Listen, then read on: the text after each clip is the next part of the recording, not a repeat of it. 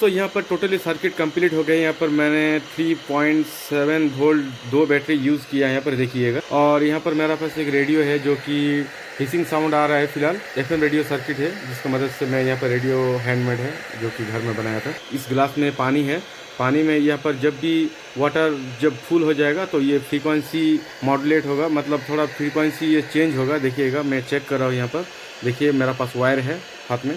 जब भी इसको यहाँ पर रखिएगा, देखिए दोस्तों थोड़ा सा साइलेंट हो गया ये।